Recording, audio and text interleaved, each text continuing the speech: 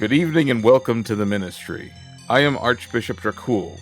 Father Avram fell down the bell tower, hitting his head on every step on the way down, but he is back in full form with us this evening.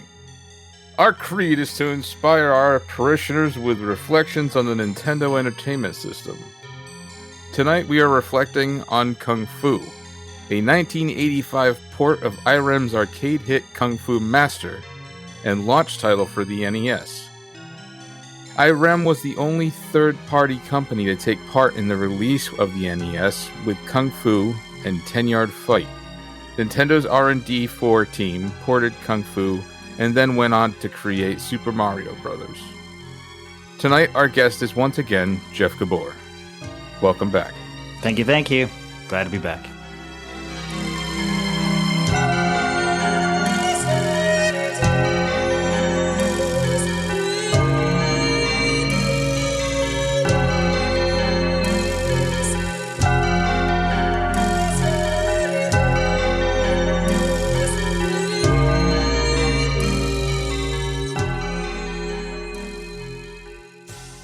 An offering for the original arcade game. So Kung Fu Master was made in 1984 and was loosely based off the Jackie Chan movie Wheels on Meals. It only really is tied to the movie through the names of the main characters, one being Thomas, who was a food truck chef, and the other one was a Spanish con artist named Sylvia. While it starred Chinese actors, the film was set in Barcelona, Spain, which could explain the diversity of the bosses. I haven't seen this yet. I just got my hands on a copy today. Mm-hmm. And of Wheels on Meals? Of Meals on Wheels. I mean, Wheels on Meals. See? Yeah, Meals on Wheels is an elderly person meal service. Yes. Yeah. So the game is also heavily inspired by a Bruce Lee film called Game of Death that came out in 1972. And in that movie, the ending anyway, from what I understand, is where the inspiration came from, where he is going through a building floor by floor. Each floor had a boss, and after each boss, he climbs a wooden staircase to the next level. I've seen parts of that one. That had Chuck Norris in it, didn't it? I have no idea. What's the name of the movie again? Game of Death. I think I'm totally sure that this is the one I'm thinking of. Chuck Norris, yeah. Wow, nice pull. Yeah. I'll be a son of a bitch. So anyway, Kung Fu, or Kung Fu Master, since we're still talking about the arcade game, was considered the first beat-em-up brawler. According to arcademuseum.com, the current census is tallied at 6,921 machines. So it's pretty common. Mm-hmm. So Kung Fu Master was developed and published by Irem and was designed and directed by Takashi Nishiyama. You may have heard that before because he was also the director of Legendary Wings, and he was a game designer on Section Z, and he was the director on Street Fighter, the original one that nobody remembers. Producer Scott Sumura was also known for Legacy of the Wizard and Deadly Towers, which we've done in the past. And composer Masato Ishizaki is known for Lode Runner 2, The Bungling Strikes Back,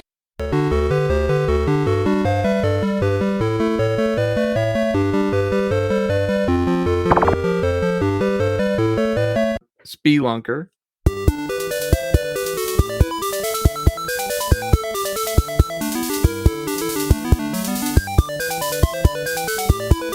and Kickle Cubicle.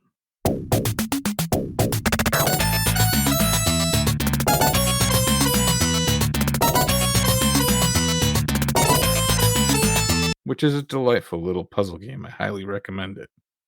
So, story time with Archbishop Dracul, gentlemen. All right, go. I think I was in the 4th grade, and I was invited to a birthday party at my local arcade, which was the chain Dream Machine at the time.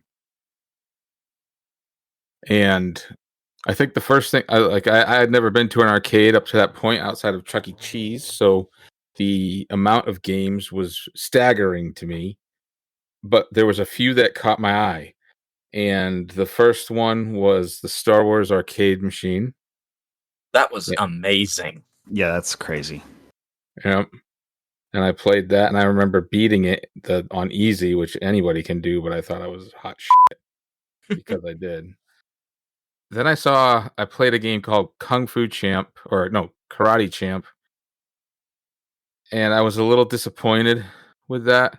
But right next to it was Kung Fu Master, and I started playing it, and I was blown away. I was blown away. Not only the fact that I was, I was sucked into this world. Like I was heavily invested in this world. Even though, and we'll get into it a little bit later, even though without any sort of storyline or anything like that, the game told the story, like by itself, purely. And it fascinated me. And it was definitely one of those you talk about on the playground type of games where like during recess, I would be talking with different kids about like, oh yeah, this happened to me. This happened to me. This is how you beat this guy, and et cetera, et cetera. Mm-hmm. I have more specific examples, but I'm going to save them for a bit later. So what you're saying is you're basically extremely biased towards this entire game. I am. I'm gonna be straight up. I actually very much am. However, I do think there are some shortcomings, and we'll get to that. Well, we'll see how we all judge it at the end, but I feel like we're going to have to throw all your judgments out. Okay. Oh, man.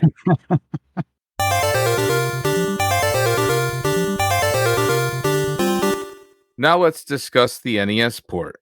Father Avram, please proceed. A testament to the creators. Developed by Nintendo's R&D 4 team, Shigeru Miyamoto was the director-designer, and he's also a Nintendo legend. He worked on Devil World in 1984, Super Mario Bros. 1, 2, and 3 in 1985, 87, and 88, respectively. The Legend of Zelda, both 1 and 2, in 1986 and 1987, respectively. And like, what can you say about Shigeru Miyamoto? I mean, the guy has created phenomenon after phenomenon, and is a major part of world culture, in my opinion. And he's still at it. I know, crazy. Yeah, I mean, he was. I'd say he had a major hand in the Nintendo success in America, for sure. Absolutely. Please proceed, Father Avram. Koji Kondo. Music and sound. He also worked on Devil World.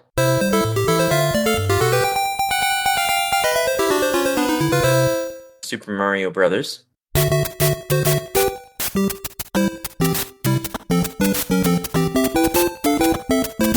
And The Legend of Zelda.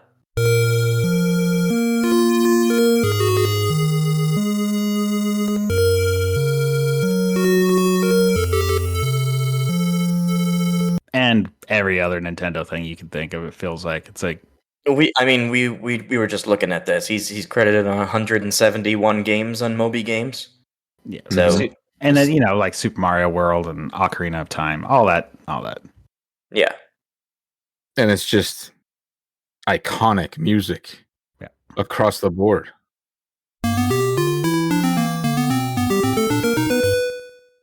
Moving on to marketing, the official reviews put the NES score at an average of Kung Fu Master at around 83%. I couldn't find any advertisements specifically for Kung Fu itself, but it was heavily featured in a commercial I called The Future. What will the future bring from Nintendo? More hits like Super Mario Brothers. Arcade hits like Kung Fu. Nintendo has the most video game hits Hogan's Alley, Duck Hunt, and more like baseball and Excite Bike. And you can play them only on the Nintendo Entertainment System. Now you're playing with power. As well as the box being shown with other launch titles for the system after every single Nintendo Entertainment System commercial. That commercial, that commercial is iconic. I think, every once in a while I'll Twitch stream and my Be Right Back plays like old commercials, and that's like the first one that plays because it's just like the most iconic.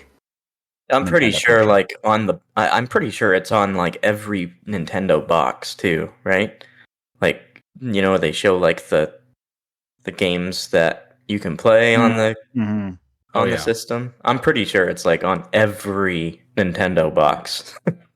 Yeah.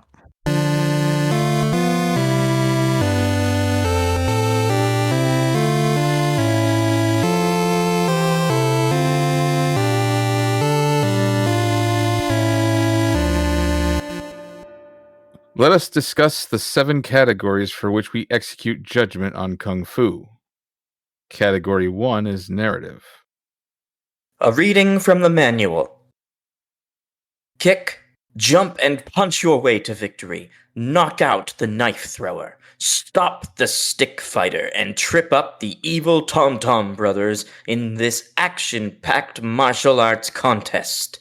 Beat your opponents and rescue the fair Sylvia, who's held captive on the top floor. Just when you think you've got your enemies licked, there's always a giant, a snake, or fire-breathing dragon to contend with in Kung Fu. This is a reading from the manual. Praise be Nintendo. The narrative's pretty thin. I know. It's a simple story told entirely through gameplay. I mean, that's pretty much the narrative. I mean, yeah, if you want the story, go watch Game of Death.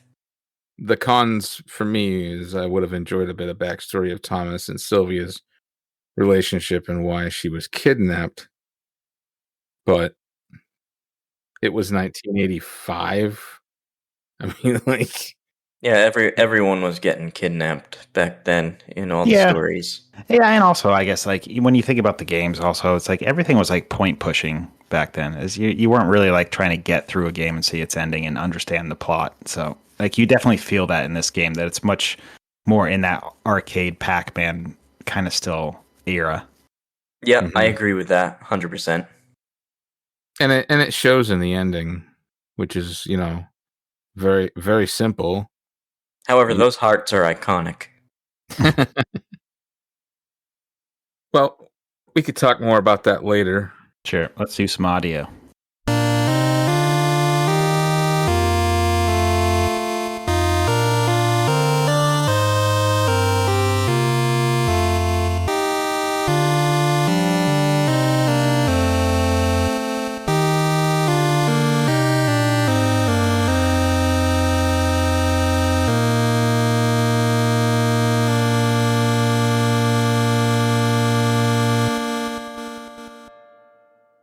Let us proceed to category 2, which is audio.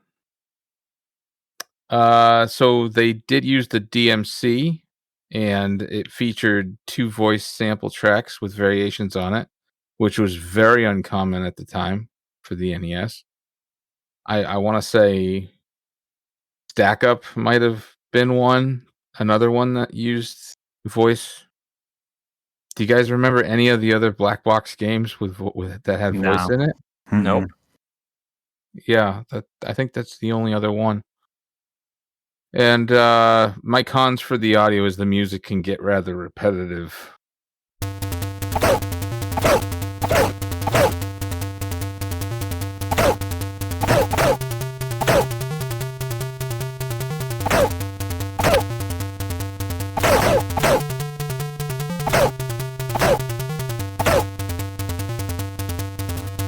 Yep.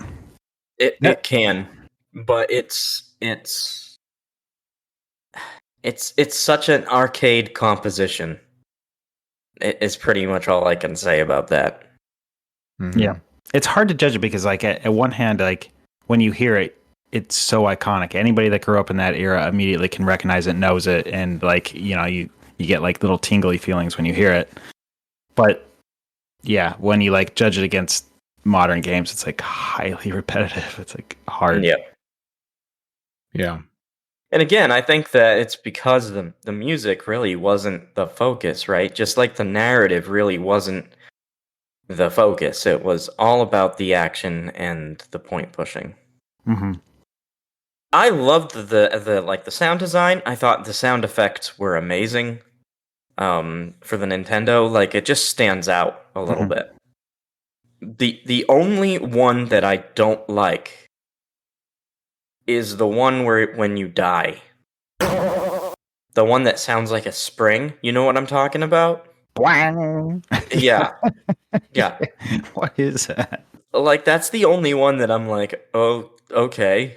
But all the other ones, they're done really well. It's as far as sound design is concerned, it's in my opinion, it's one of the best. I've heard this people bring it up many times before, and I'm not sure if it's actually accurate, but it feels like there's a connection with like the laughing. People always compare it to the Ganon laugh on Zelda 2. Oh yeah, definitely. I can see that for sure. The magician, when you beat the magician, or when the magician beats you, rather. Yeah. It totally does sound like that laugh. Yep. I mean, it very well could have been the same effect. Yeah, same team, right? So yeah.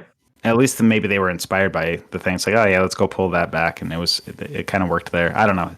It does feel like there's a connection, whether they would say so or not, but it feels like. Well, they definitely had a library to pull from. You know what I mean? Like the game companies do that crap. So. Yep.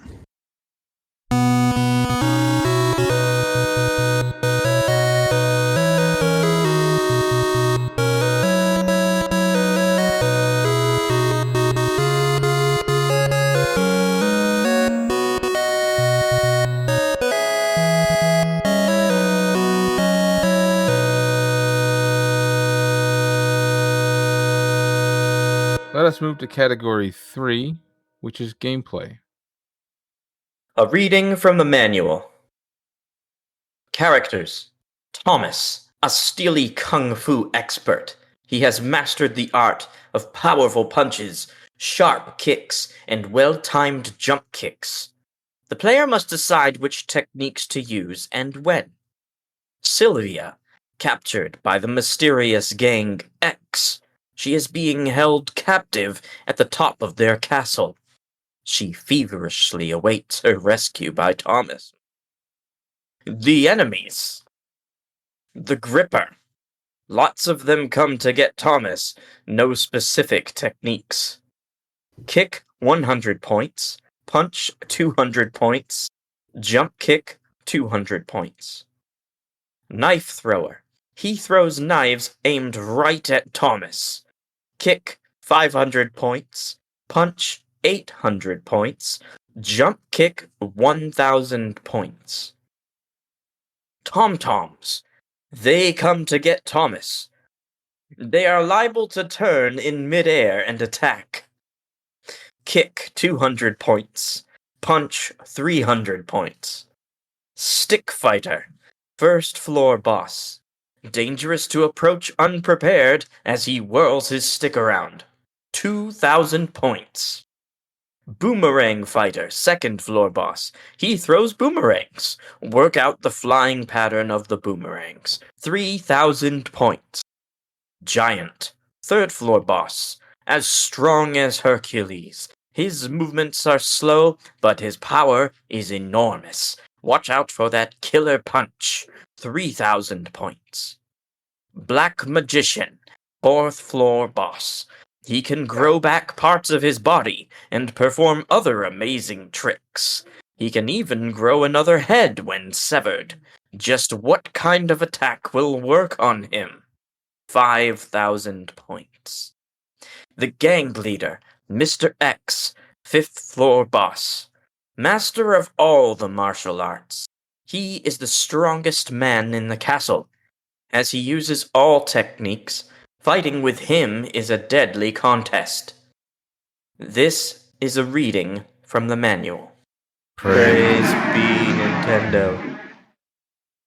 I have quite a few entries here for both pros and cons. Hmm. So I'll just go right down the list. It's very easy to pick up and play. It was used heavily on demo units in the early days of the NES for that very reason. That was the first time I ever touched a Nintendo controller and played a Nintendo. Was at a kiosk at Ann and Hope in a neighboring town where I grew up, and I played Kung Fu. Some of the most glorious moments of my young life. The combat is smooth when compared to the arcade version. The game has a very visual way of broadcasting the player's progression of the game. Each level is an actual floor of a building, and you can see yourself advance to it after beating each floor boss. It's simple but highly effective. I love the fact that on the second playthrough, the common enemies attack you while you're fighting the boss, which that doesn't happen in the first run of the game.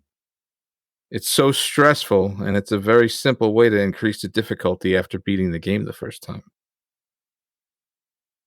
Back in the day, this was a big-time playground game, meaning you'd hear different ways to defeat bosses around the playground. Some were funny, like how we called the giant Mr. Clean. And how he'd grab his ass when he falls off the building after you beat him. Yeah. It was in the original arcade version. It was in Kung Fu Master, and they kept that in the NES version. Others were just outlandish lies, like somebody claimed they kicked the stick fighter's stick and it broke in two, and the stick fighter picked up both and beat him up with it. Man, everything back in Nintendo was that on the playground. Somebody would tell you something that they did, and like there were so many secrets in these games that you'd have to give it like some thought, like maybe that did happen. Then you'd try it yourself forever, and it never happened.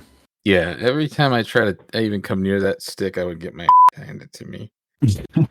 So, stay away from it. Cons, I'm not a fan of the gripping mechanic.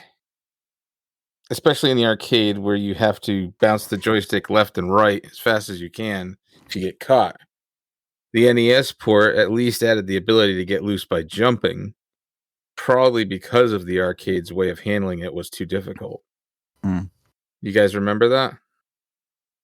Yeah, unless you know exactly what to do, yeah, it can be frustrating. It's basically the enemies come up to you and they basically just hold you in a hug, so like other projectiles can just destroy you. Yeah. Yeah, and your health goes down like the entire time too. Yeah, that too. Yeah. Yeah, and it's just in Kung Fu Master, it's not easy to get out. Like you have to shake the machine. Another con for me is the Black Magician, which is the 4th level boss, is the hardest boss in the game. Oh my god, far and away. And I don't understand why they put him on level 4. Like, why not just make him the final boss? Because he was hard. Yeah. It takes a while for like you to figure out exactly what you need to do and what, more specifically, what not to do. Because you can aggro him and he can just destroy you if you get too aggressive. Like the key to him is basically play it cool.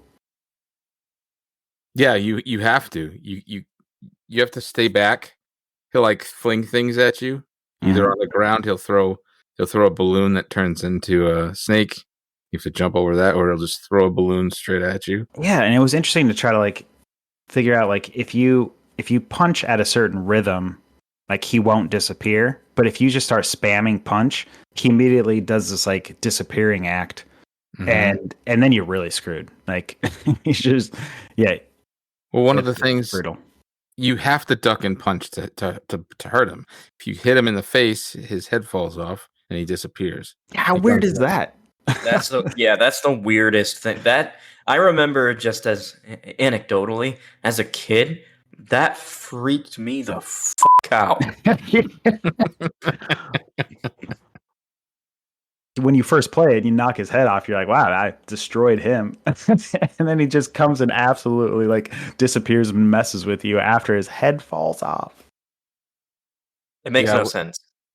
I was talking with Father Avram yesterday about strategy for him, and I found that the best strategy for him is not only to like fall back, but also let him back up till he can't back up any further. Mm. Because if you get up close to him, you have to be very quick because he'll throw a balloon at you, and those things take so much points off. Yeah. So like you have to like go in there, strike hard, back off. But if he is backing up, it makes it makes it very hard to kneel and punch and make a connection. Yeah. So you have to like just be patient, let him walk. He'll start walking backwards, let him walk until he can't go anymore, and then just get in there and Yeah. Now strategically. I've got to know because apparently Gabor has beaten this doing punch only. Mm-hmm. Yep.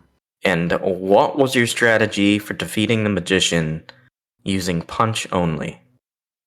All right. So the interesting thing, like, there's a lot of speedrun strats that I, looked up to basically like understand like how people beat him the most efficiently, and they do punch to beat him efficiently, and it's about that rhythm.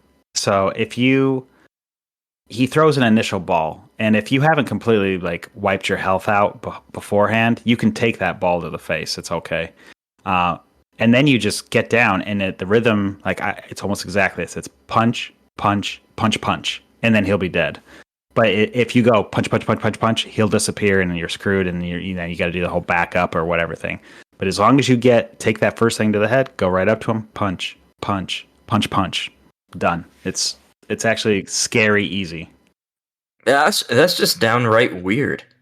Everything about this boss is strange. Yeah. He's the devil. Yeah.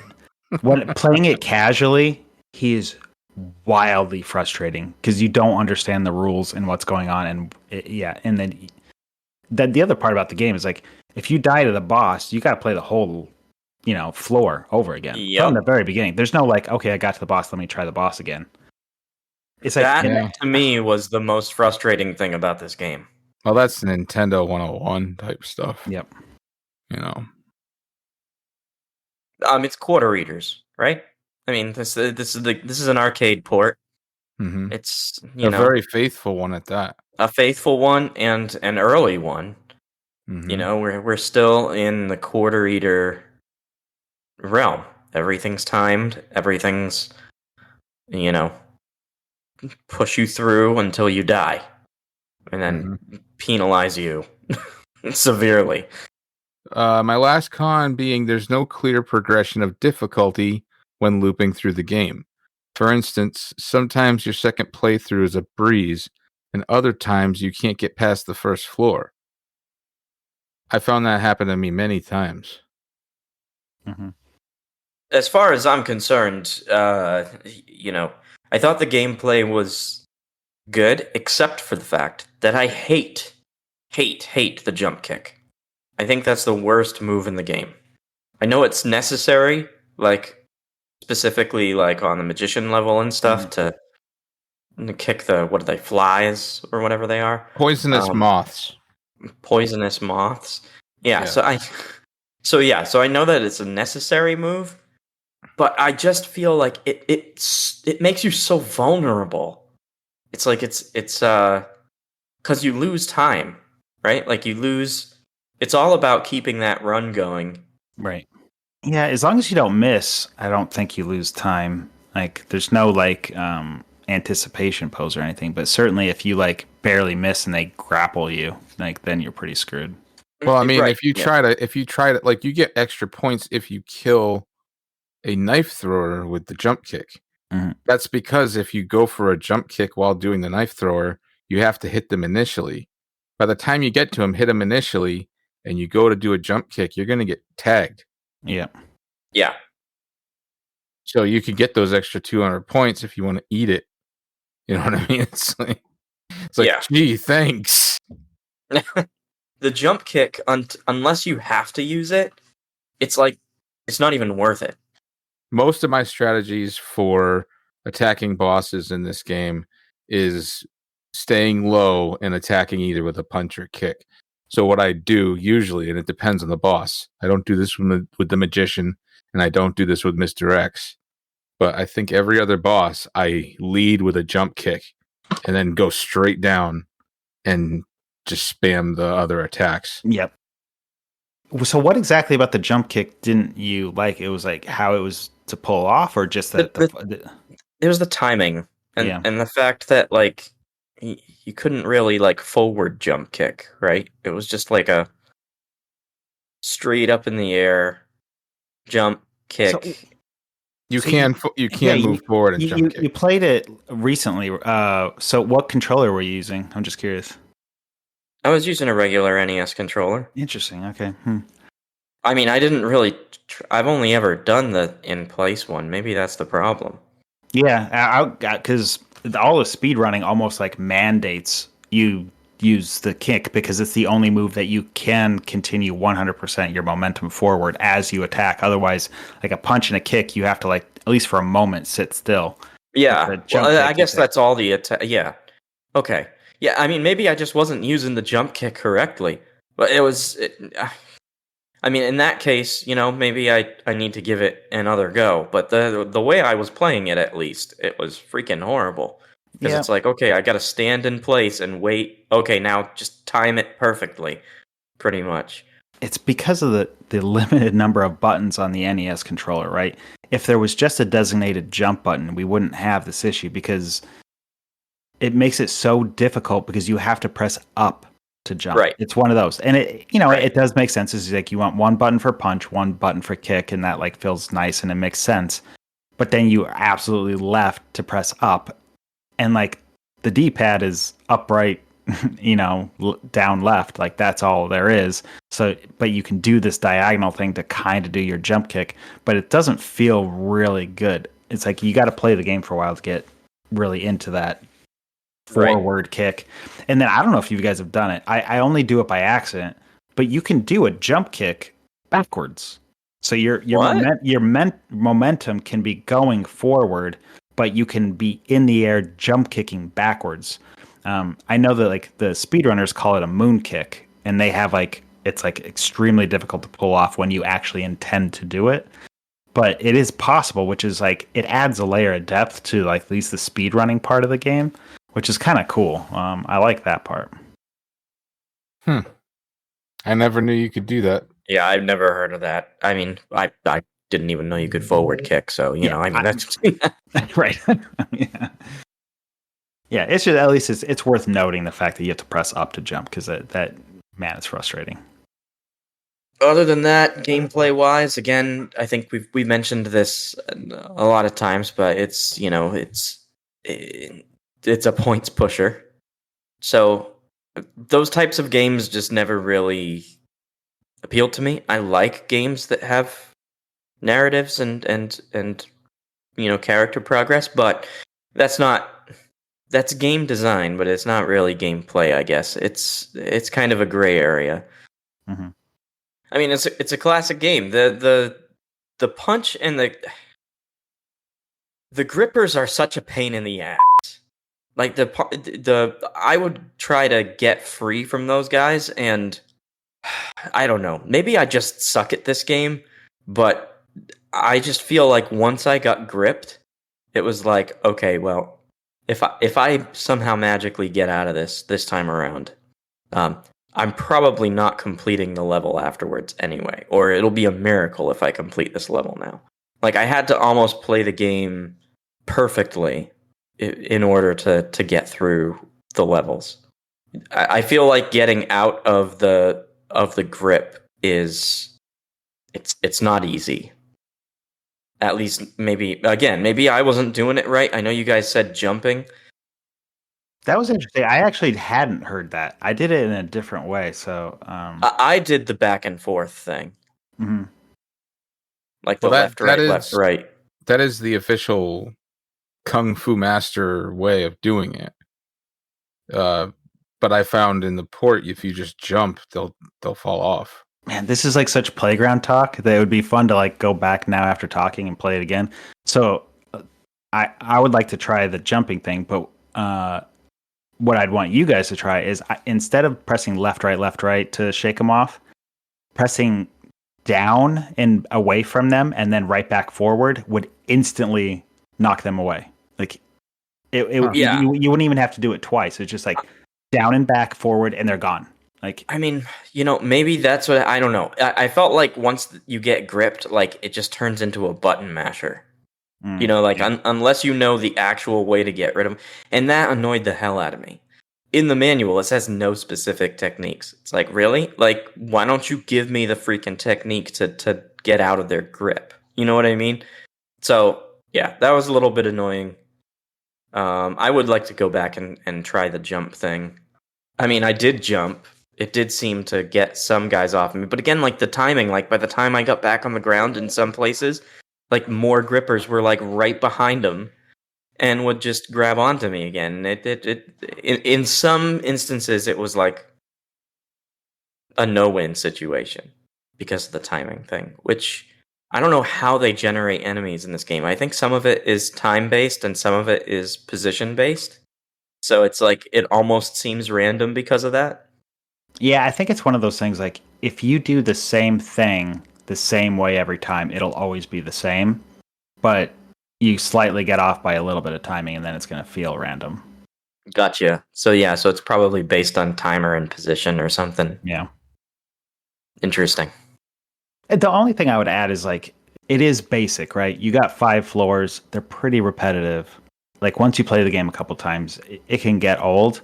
But if you go ahead and put like some of the modern fun and challenges to it, like the speedrunning thing, I think is worth like talking about as putting on an extra challenge mode to the thing.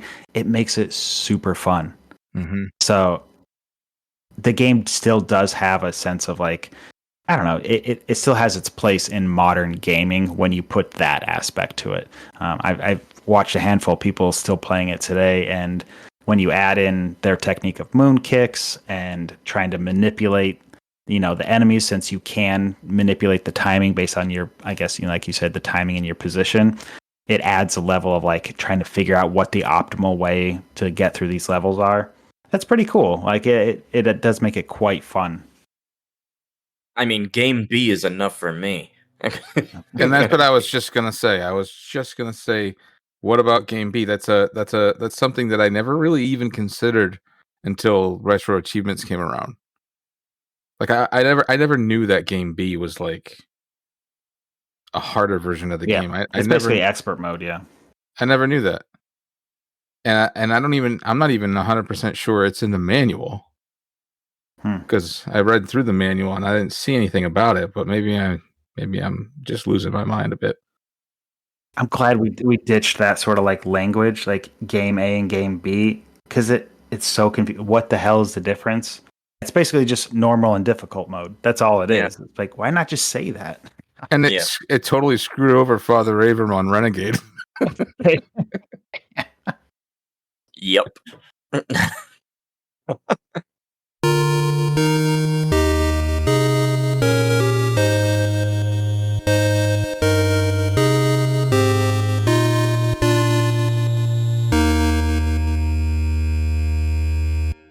Let us proceed to category 4, which is the graphics.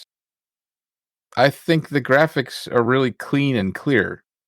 Granted, it's very early it's the infancy of the NES, but you know what you're looking at, and in the context of the time, it was pretty impressive. It was a major jump from the Atari back in the day. I got it for Christmas one year. I think I got it in 86. Or no, 87, and I got Kung Fu with it.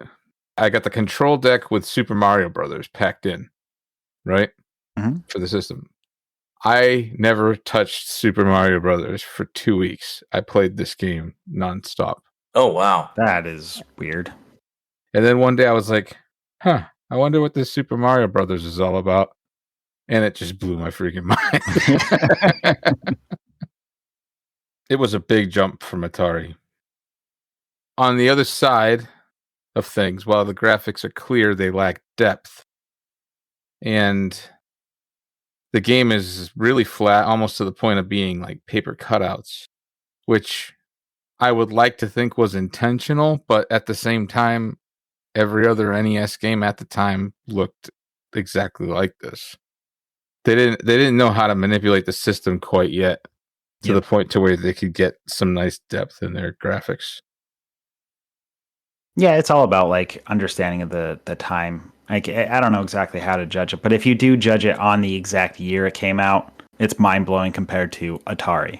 Like a game that I had around that time for the Atari was Karateka. I don't know if you remember. Oh yeah, that game, but it was very like you're the kung fu guy and you're trying to go save your girl and you're doing karate moves. My God, were those controls awful? Like it was not fun to play because they're like, well, you're trying to be in your like stance for fighting, and then you're gonna get in your specific stance, and then you perform your kick, and it's just like, can I just hit the button and kick? Like everything about that is like not intuitive, and then everything about kung fu is just like, oh yeah, it's doing exactly what I want. I just want to punch and kick. Yeah, thank you very much. Like this is actually you take it for granted, but there were games that were not like, you would be like, how do I punch? And an Atari has a left and a right button, which basically are the same button. It's just for left hand and right hand. So there's basically one button, and you still couldn't figure out how to punch and kick. Yeah, because they used to program the Atari in such a way where you had to like hit like the button along with like a certain direction. Yeah. In like a certain sequential order. It was a mess. It was awful. So like when you compare it to where we were coming from Karateka, like Kung Fu looked and acted and played like a dream. Mm-hmm. Father Avram, would you like to chime in? Yeah, I was gonna say I 100% agree with the graphics being clean. I would like to actually point out something interesting I noted with the colors, and that is every single sprite in this game utilizes the 3 colors, except for Mr. X, who appears to actually use a 4th color for his hair. So it's like they were experimenting with the 4-color thing, but like the technique where you use a separate sprite with different colors. But every single other sprite, it's all 3 colors. Which, I don't know, maybe that has something to do with the paper cutout feel, or maybe it's just the backwash. Let the straight color, purple background. Because in comparison, like all the other NES games at the time were just straight up black. Yeah, it was blacker.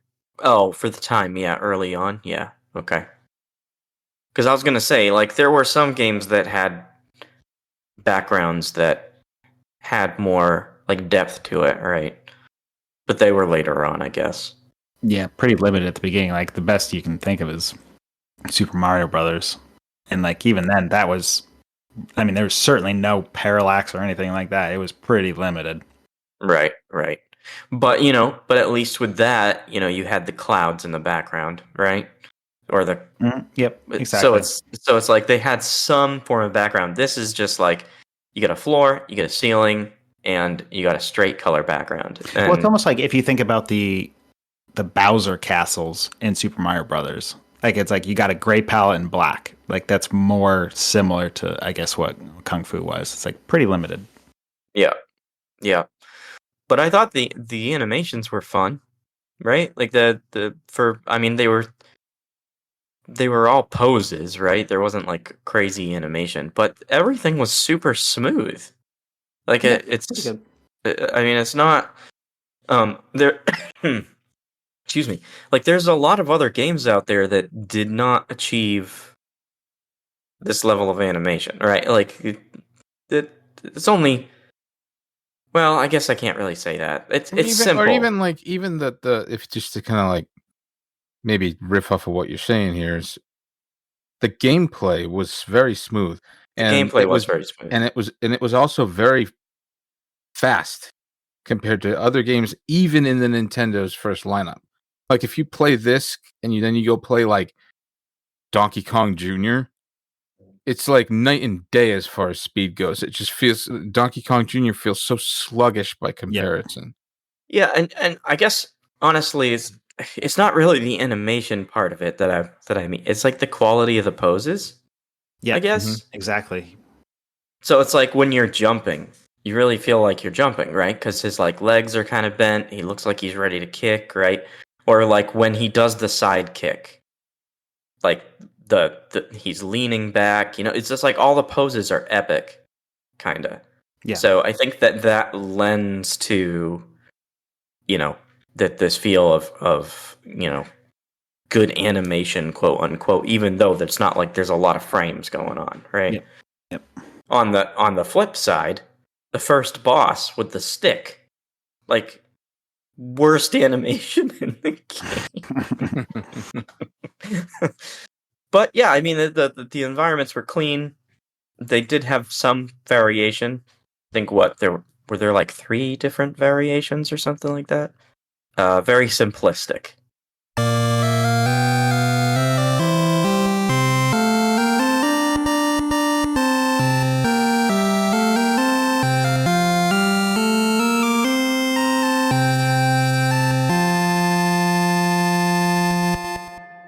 Let us proceed to category 5, which is box art and presentation.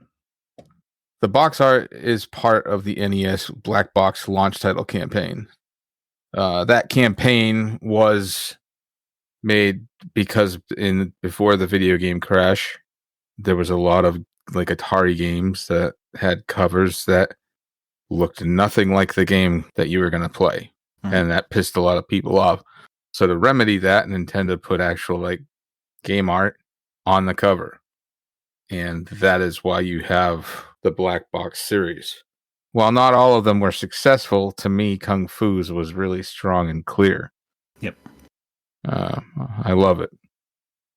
The cons for me, and this isn't specifically to Kung Fu, but the cons is that I wish Nintendo kept the Black Box aesthetic post-launch. I know they did Metroid and Kid Icarus as the adventure series, but then after that, it just died. They stopped doing it, and I think it's just maybe they just thought that they succeeded. They didn't need to do this sort of box art anymore. Yeah. But I would have liked to see more of them for sure. Yeah, it feels in a way it's like it was their version of like the Master System grid, even though that was hideous looking. Yeah. But it was like a statement. Like it definitely like categorized the early Nintendo. Like, and the Kung Fu box art is right next to Super Mario Brothers as being the most iconic. Mm-hmm. Yeah, there's one thing. There's a couple of notes here on the box itself. And I know this is a black box thing, but it's like I almost would have preferred the box to be totally black rather than the dotted starfield look. I mean, I know that's like the vibe that they were going for with the black box series and everything, but it's just like it works for Metroid, right? It doesn't work for Kung Fu, but that's okay. It's still, I understand what they were trying to do with the whole series. The other thing is I don't know what the hell there's an asterisk at the end of Kung Fu for. What is that? Yeah. Yeah. Like, It makes me wonder if it has something to do with the fact that it's an Irem game. how so? Irem was the only company allowed to release 2 third-party games on the Nintendo launch, to include 10-Yard Fight. I wonder if 10-Yard Fight has the same thing. I have 2 other theories. One is that you know how like an apostrophe is like can stand for like a missing letter. So maybe it's like it's like an apostrophe for Kung Fu Master. It's like I don't know. That's a big stretch. The other one is maybe the original name of the game was supposed to be Kung Fuck, and that it's just the missing letters of the C and the K. So guess what? On the cover of 10-Yard Fight, there is an asterisk at the end of 10-Yard Fight. No, really? Right. Yep. I never noticed that. Wow. Okay. All right. Sounds like you might be right. Maybe it's because of a copyright thing. Yeah, could be. Interesting. My final note on the box was yes, they put the game art on the cover, right? And I can't think of any others off the top of my head that do this, although I know they exist. The one thing that I'd say kind of like in retort to that is they added the motion swipes of his leg. They do that on Mario Brothers too. Like It's on Mario Brothers. Yeah, okay. Yeah, I knew yeah. it existed in other games. They added all these weird like motion blur things to pixel art. It's super bizarre. Yeah. But they did, to its credit, they did pick the most epic pose that you can have as the Kung Fu master in the game. So, bravo for that choice. Other than that, it's a pretty standard black box game. Look, are you guys actively looking at it right now? Yeah. So a pixel's a pixel, right? How did they get a quarter of a pixel for the nose? Oh, maybe they added that post. Oh yeah, no, they fudged the artwork. Like if you look all over the places, the pixels stop being square. It's like pisses me off just a little bit. Yep. No, I'm with you on that. I didn't even notice that. I get you. Yeah, like look at the down on the leg going into the G. Exactly. Right, yeah, right to the left there. That is not square. They're shaving things off every little area, and I don't approve of that. It's probably marketing. Yeah.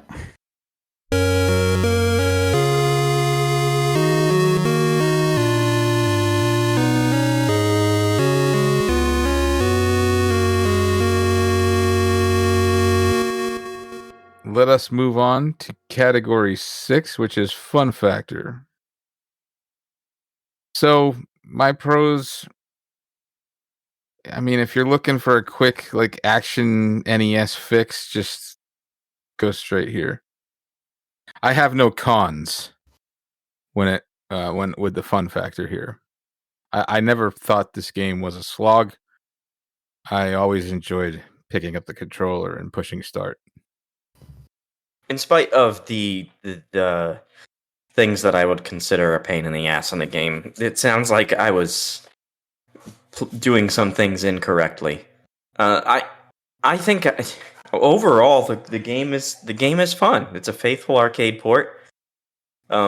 It's especially for an early, black box action series game. It's up at the top for me for fun factor. Yeah, I wish it wasn't quite as repetitive as it is, but I'll admit, like playing through it was not a slog. It's not like I was like having to force myself or I was getting frustrated.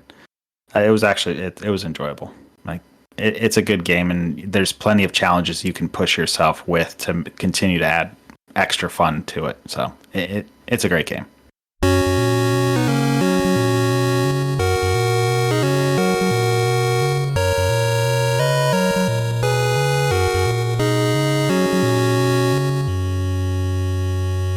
Let us proceed to category 7, which is technical.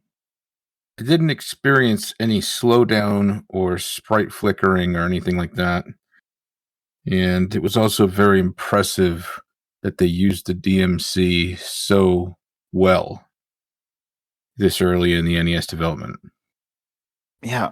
I don't know of any game-breaking bugs with it. I don't know if anybody that's breaking the game and vamping through floors or changing levels or any of the stuff that exists with some games, or there's no way to really manipulate the game other than just play it. So I don't know. It seems to be pretty flawlessly done, technically at least.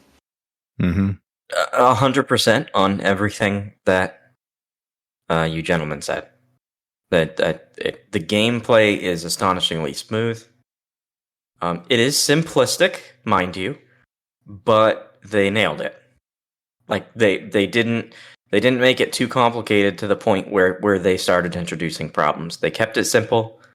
They did it well. I don't even, you know what? Now that I'm mentioning, I don't even think there was any sprite flickering at all. No, I don't remember any of it. No. Which they must have done through just limiting the number of enemies and stuff on screen. But I didn't run into any of that. Yep. Which is astonishing. So, yeah, all the way around. Let us proclaim the hints and cheats of our game. A reading from the manual. Scoring. Any time left over is added to your score times 10 points. Any energy left in Thomas is added to your score times 1,000 points. The points you get for defeating enemies make up your score. Note, if you knock over several grippers, tom-toms, etc. with a single jump kick, your points are doubled or quadrupled. Bonuses. If your score reaches 50,000 points, you get another player. A reading from the manual. Praise be Nintendo. Something we should mention that's not in the manual is that if you jump kick the 12th enemy, as long as it's a purple grappler, you'll get 5,000 points instead of the usual 200. What? It's random. It is pretty random. That's that minutia bullshit that we're talking about from Renegade. Yeah, that's strange. Okay. Because this game, is, even though it's an early NES title, it can get pretty frantic at times. I'm not going to sit there and count enemies all the time. You know what I mean? It's weird. All right, hold on. Tangent. Speaking of that, did you guys ever actively use the clue in Legend of Zelda that said the 10th enemy has the bomb? The 10th enemy has the bomb. If you go, I don't know which labyrinth, but there's one little, old man dude that says the 10th enemy has the bomb. And I was like, okay. I never knew what that meant until I watched speedrunners. If you, not every enemy, because bats don't count, but for the most part, if you kill 10 enemies in a row without getting hit, and on that 10th enemy, you use a bomb to kill that enemy, it will give you another bomb. Guaranteed. Which is 3 bombs, right? 4, yeah. 3 or 4. Yeah, okay. 4. Okay. I mean, you got to use one to burn it, so I guess 3. But yeah. But that's the minutia bullcrap of Nintendo, which is crazy. Yep. Anyways, random, but such a major game as Zelda still had this kind of weird, minute weird stuff that you would have to do to actually master a game. Yeah, I never knew that either. And it was even more so apparent in the earlier titles. As time went on, it kind of went away. Thank goodness. Yeah. Now to the point where they're like, oh, you need to walk down this path and kill this enemy right here. That started with Ocarina of Time, man. It did. Little fairy constantly telling you everything you needed to do. It did. Anyway.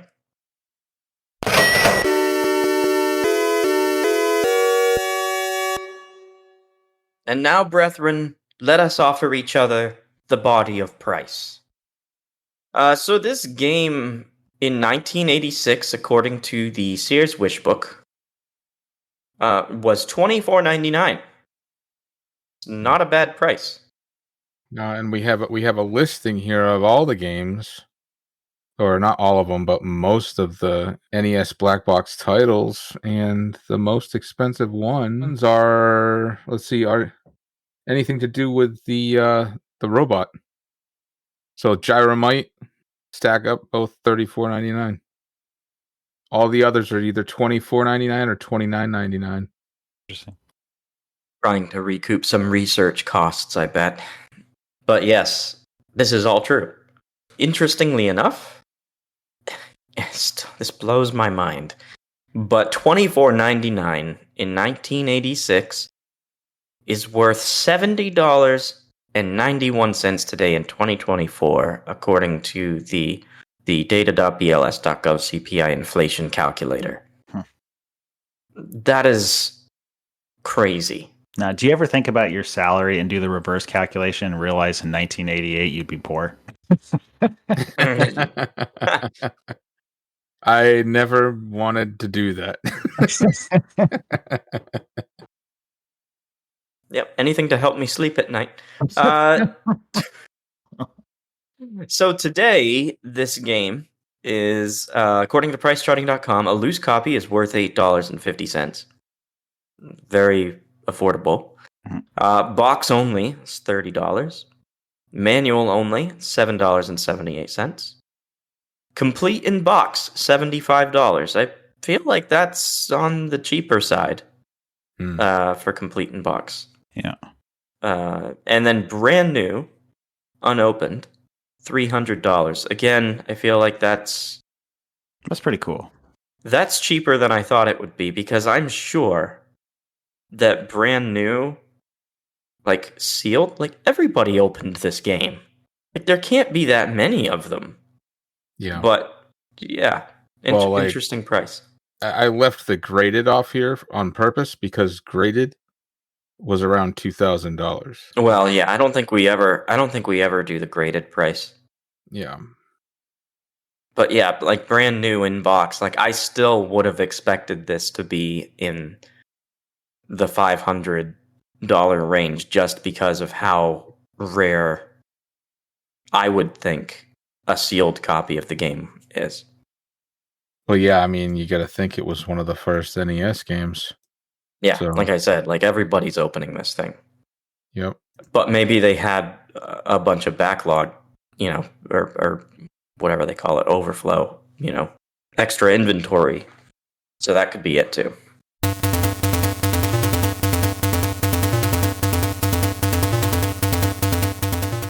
Let us now execute judgment upon Kung Fu and decide which of the 7 cardinal sins it has committed. Father Avram, in regards to narrative, what is your final judgment? In regards to narrative, Kung Fu has committed a most heinous cardinal sin. Deacon Gabor, in regards to narrative, what is your final judgment? Story time with Gabor. Oh, this is All right. new. All right, so you talked about your experience growing up. You love it. You fell absolutely in love with the arcade and brought it home and only played that and shunned Mario Brothers for weeks. Got it. I also had this game, but when I got it, I got the Nintendo like in 1989, maybe, like a little bit later. So I was already, the level of games that were out at that point were a little different. So I ended up getting Kung Fu, and I think I had Double Dribble and Hogan's Alley. All 3 of those games I hated. I traded all 3 of those, and that maybe this is, I'm sure, a bastardization. I went to my neighbor, and I gave him all 3 of those games in exchange for just Excite Bike. And I was thrilled. This game sucked for me as a kid. So I feel like I have to do these judgments, not as Gabor today, but as Gabor when I was 7 years old. Oh boy. So in regards to narrative, Kung Fu has committed a most heinous cardinal sin.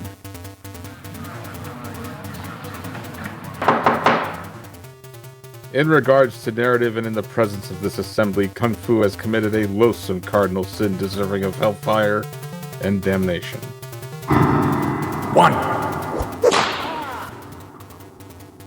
Father Avram, in regards to audio, what is your final judgment? In regards to audio, Kung Fu has committed no fault. Deacon Gabor, in regards to audio, what is your final judgment? In regards to audio, Kung Fu has committed a most heinous cardinal sin. In regards to audio, and in the presence of this assembly, Kung Fu has been spared. Father Avram, in regards to gameplay, what is your final judgment? In regards to gameplay, Kung Fu has committed a most heinous cardinal sin. Deacon Gabor, in regards to gameplay, what is your final judgment?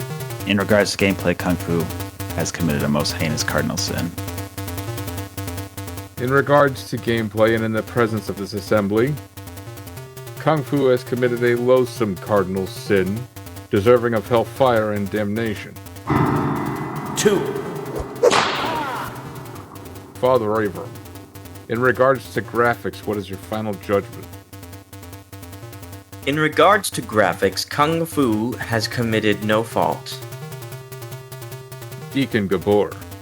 In regards to graphics, what is your final judgment? In regards to graphics, Kung Fu has committed a most heinous cardinal sin. In regards to graphics, and in the presence of this assembly, Kung Fu has committed a loathsome cardinal sin deserving of hellfire and damnation. 3. Father Avram.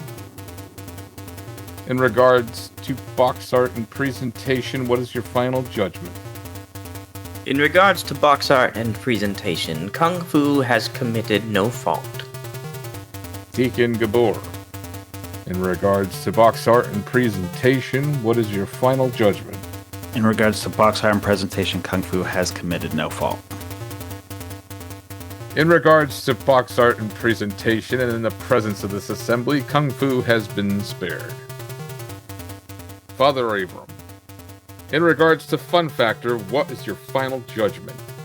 In regards to fun factor, Kung Fu has committed no fault. Deacon Gabor.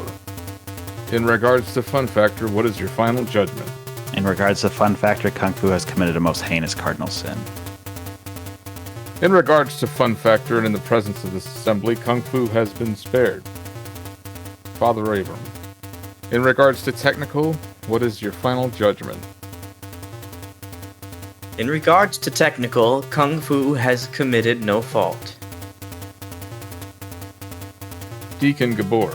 In regards to technical, what is your final judgment? In regards to technical, Kung Fu has committed no fault. In regards to technical, and in the presence of this assembly, Kung Fu has been spared. Gentlemen, if you have a talisman, play it now. I invoke the Talisman of Absolution.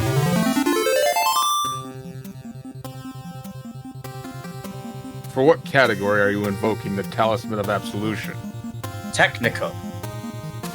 Father Avram has invoked the Talisman of Absolution. This must be seconded by someone in the assembly.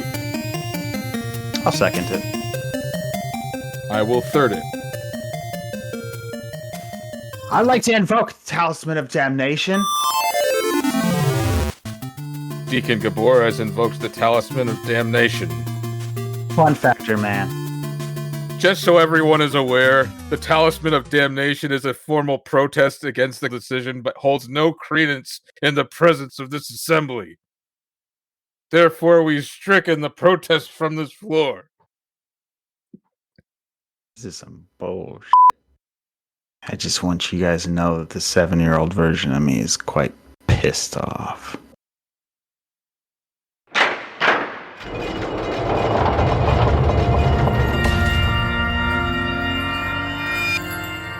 Kung Fu, by the authority vested in me, we redeem you of any faults for which you have committed, and hereby revere you as a jewel in the crown of the Nintendo Entertainment System.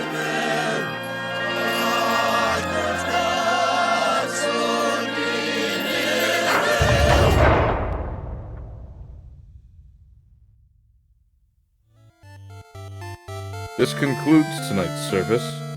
Remember, our liturgy does not simply come to an end. Those assembled are set forth to bring the fruits of the ministry to the world. Please join us next month for Kid Icarus with Psalm.